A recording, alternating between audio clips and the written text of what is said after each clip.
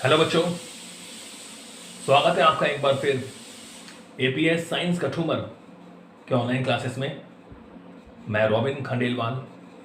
तो पढ़ते हैं एक नया टॉपिक। तो आज की वीडियो में हम सीखेंगे सार्थक अंक क्या होते हैं। सार्थक अंक इन्हें बोलते हैं सिग्निफिकेंट नंबर। सिग्निफिकेंट फिगर्स या नंबर बोल देते हैं। ठीक है, इंपॉर्टेंट है, एग्जाम में क्वेश्चन भी आता है सार्थक अंक क्या होते हैं। तो देखो बच्चों, सार्थक का मतलब क्या है? सार्थक का मतलब है सही अर्थ। सार्थक शब्द का मतलब क्या हो गया कि सही अर्थ, यानी सही अर्थ बताने वाले अंक। सही अर्थ का मतलब शुद्ध रूप से, मतलब बिल्कुल प्योर होना चाहिए, शुद्ध मान। तो किसी भौतिक राशि को व्यक्त करने वाले जो शुद्ध मान होते हैं उन्हें हम क्या बोलते हैं? सार्थक अंक कहते हैं। तो परिभाषा क्या दे सकते हैं इसकी अपन? सार्थक अंक को अगर अपन डेफिनेशन दें इसकी, तो सार्थक अंक क्या होते हैं कि किसी भौतिक राशि को,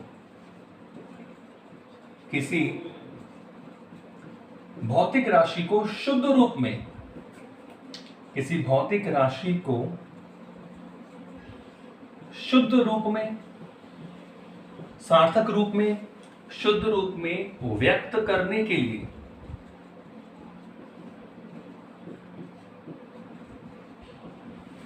किसी भौतिक राशि को शुद्ध रूप में व्यक्त करने के लिए आवश्यक अंकों को ही सार्थक अंक कहते हैं।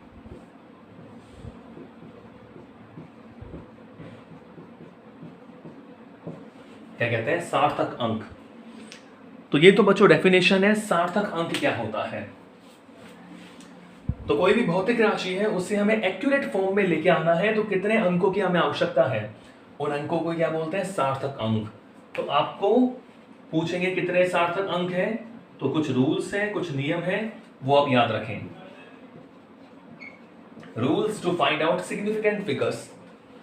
तो सबसे पहला और सस्ता सरल सुंदर नियम क्या है कि सभी अशून्य अंक,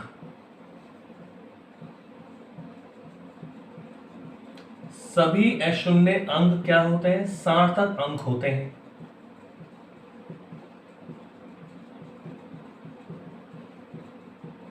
समझ गए? सभी अशून्य, जितने भी नॉन जीरो डिजिट हैं, जो जीरो नहीं है, शून्य नहीं है, सभी अशून्य अंक क्या होते हैं बच्चों? सार्थक अंक होते हैं। ठीक है, जैसे मैंने आपसे कहा कि भाई 432, तो सारे अशून्य हैं, कोई भी जीरो नहीं है, तो ये भी सार्थक अंक होगा, ये भी सार्थक अंक होगा, ये भी सार्थक अंक होगा। कितने हो गए? 3 सार्थक अंक गए।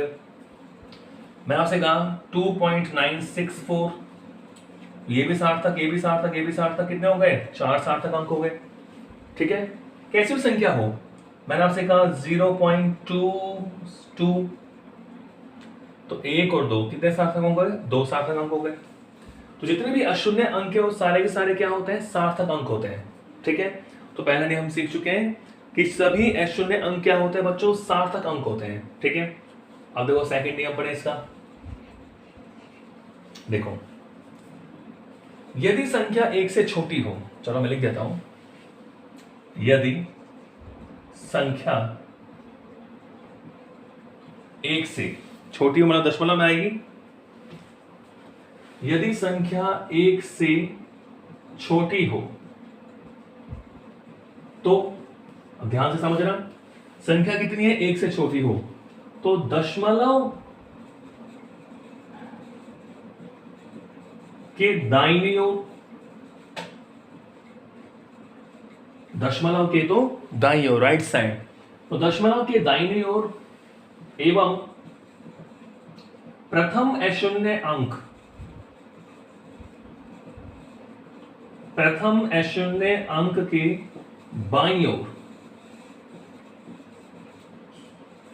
समझ गए?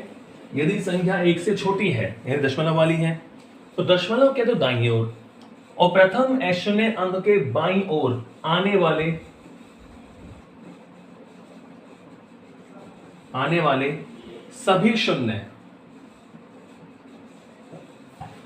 आने वाले सभी शून्य क्या नहीं होते, सार्थक अंक नहीं होते।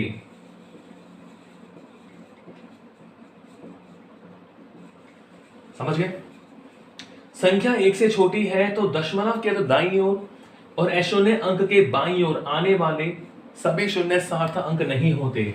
इसमें मैंने आपसे कहा 0.00021 संख्या एक से छोटी है तो दशमलव के दाईनी ओर यानी ये तो ये सार्थक अंक नहीं होंगे।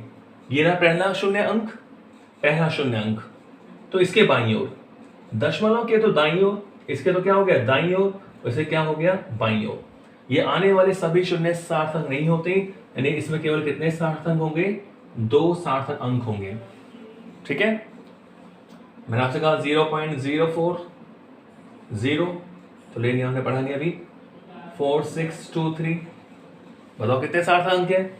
दशमलव के दाईनी ओर प्रथम अशून्य के बाईं ओर तो ये नहीं होगा, केवल कितने होंगे 4।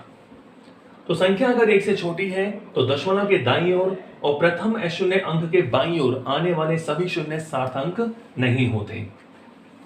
एक नियम और पढ़ते देखो, तीसरा नियम कि 2 अशून्य अंकों के, 2 अशून्य जो 0 नहीं है, शून्य नहीं है, 2 अशून्य अंकों के मध्य आने वाले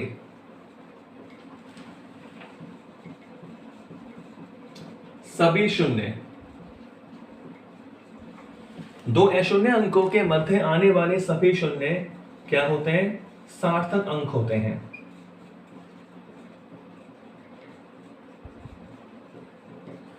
दो अशून्य अंकों के मध्य आने वाले सभी शून्य क्या होते हैं, सार्थक अंक। इसमें आपसे कहा 101 और 2 अशून्य अंक हो गए तो ये 0 बीच में आ रहा है, ये भी सार्थक अंक होगा, इसे भी आप सार्थक अंक में गिनोगे और ये भी कितने हो गए बच्चों। मैंने आपसे कहा 0.02004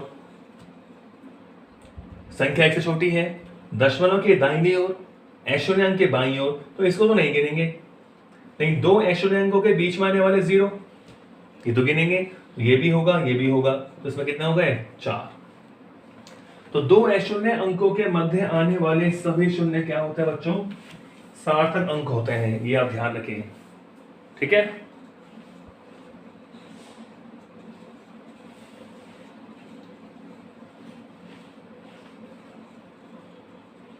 और देखें तो 3 नियम हमने पढ़ लिए।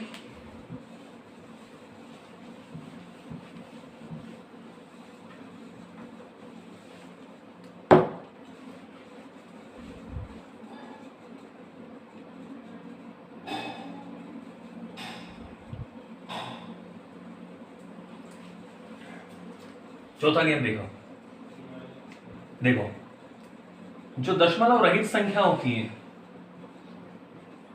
दशमलव रहित मतलब जिसमें दशमलव नहीं है, दशमलव रहित संख्या में जिसमें क्या नहीं होता बच्चों, दशमलव नहीं होता। दशमलव रहित संख्या में जो अंतिम अशून्य अंक है, अंतिम अशून्य अंक के पश्चात आने वाले, दशमलव रहित संख्या में अंतिम अशून्य अंक के पश्चात आने वाले सभी शून्य क्या नहीं होते, सार्थक अंक नहीं होते।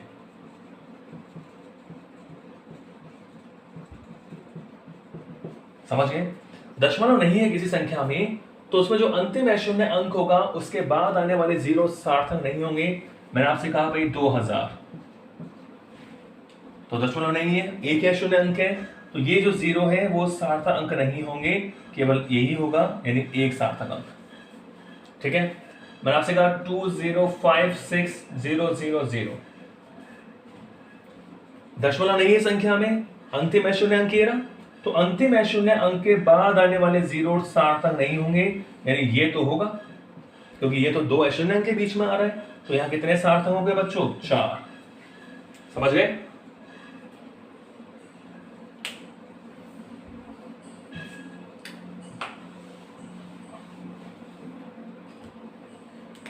अब इसी में हम थोड़ा सा और सीखेंगे। देखो, यदि किसी राशि को मापन द्वारा प्राप्त किया गया है, मतलब उसका मात्रक आपको दिया गया हो, यदि किसी राशि को मापन द्वारा, मतलब उसे मापा गया है, मापन द्वारा प्राप्त किया गया हो,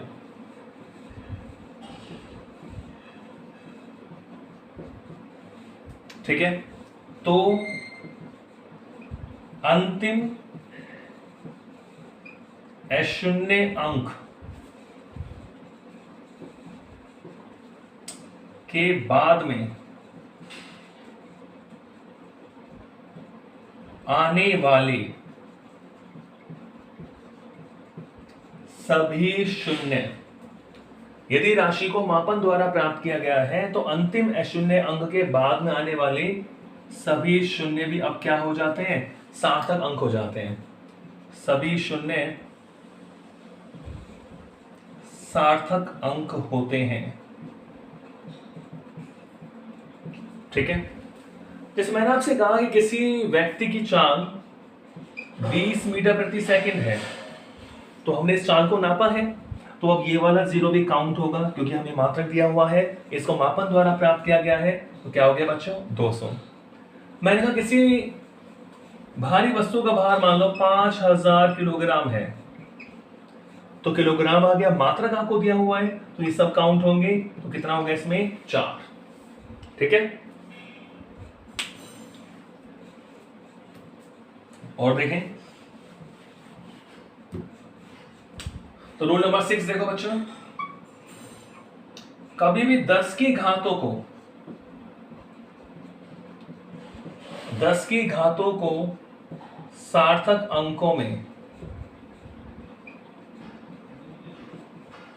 10 की घातों को सार्थक अंकों में नहीं गिना जाता।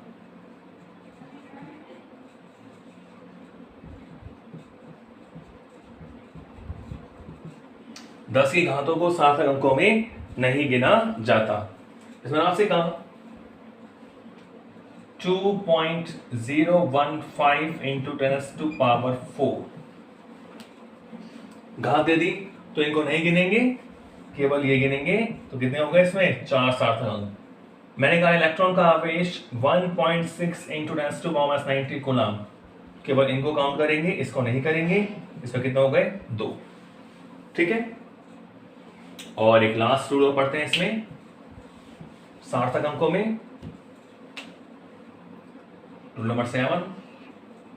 अगर आप दशमलव की स्थिति बदलोगे, यानी पॉइंट आप बदलोगे, पॉइंट की पोजीशन बदलोगे, दशमलव की स्थिति बदलने पर, स्थिति परिवर्तित करने पर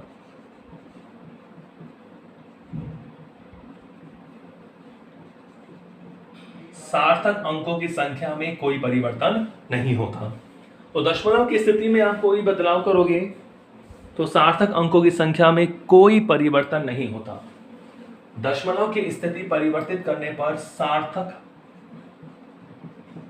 अंकों की संख्या में, यह सार्थक अंकों की संख्या अपरिवर्तित रहती है।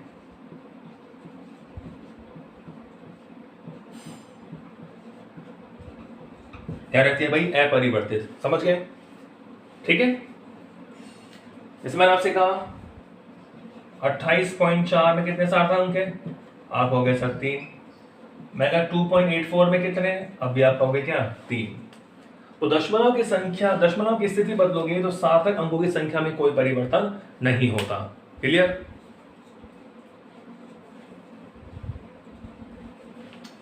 ठीक है बच्चों, तो आज के टॉपिक में हमने सीखा सार्थक अंक।